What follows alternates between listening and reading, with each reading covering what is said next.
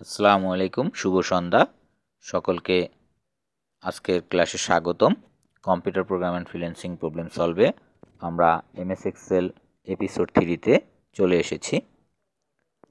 আজকের ক্লাসে আমরা যা কিছু শিখব তা হচ্ছে এমএস এক্সেলে কীভাবে কার্সর নাড়াচাড়া করা যায় এবং এমএস এক্সেলে রো বা কলাম সিলেক্ট করার নিয়ম, এছাড়াও রয়েছে রো এবং কলামে অটো নাম্বার দেওয়ার নিয়ম।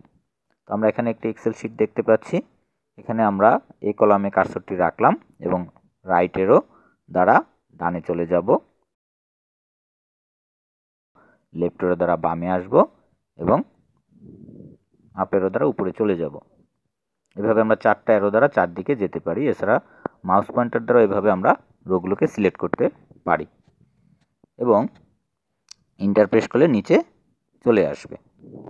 এছাড়াও আমরা যদি কন্ট্রোল প্লাস রাইট এরো ক্লিক করি একেবারে বামে চলে যাবে এবং কন্ট্রোল প্লাস আপ এরো ক্লিক করলে সবার উপরে যাবে এবং কন্ট্রোল প্লাস ডাউন এরো দিলে সবার নিচে আসবে।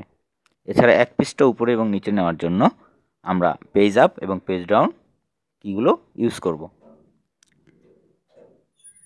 আমরা যদি কোনো একটি রো বা একটি সেল এগুলোকে ব্লক করতে হয় বা সিলেক্ট করতে হয়, এর জন্য আমরা কি করব, space plus shift, space bar plus shift এই কি দুটো চাপলেই আমাদের একটি রো সিলেক্ট হয়ে যাবে।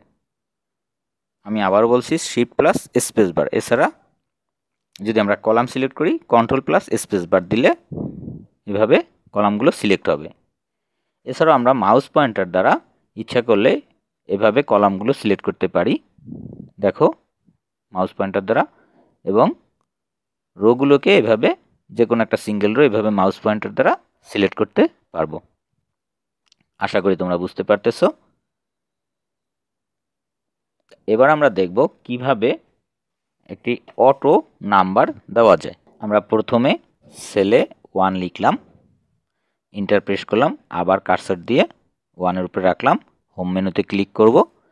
এরপরে আমরা এখানে সিরিজে ক্লিক করব। সিরিজ, দেখো এখানে রোতে সিলেক্ট করা আছে। স্টেপ ভ্যালুতে আমরা প্রয়োজনীয় নাম্বারটা দেব। স্টেপ ভ্যালুতে আমি 12 লিখলাম, ওকে দিলাম। দেখো অটোমেটিক আমার রো এর মধ্যে 12টি নাম্বার কিন্তু চলে আসছে, আমার কষ্ট করে আলাদা লেখা লাগে নাই।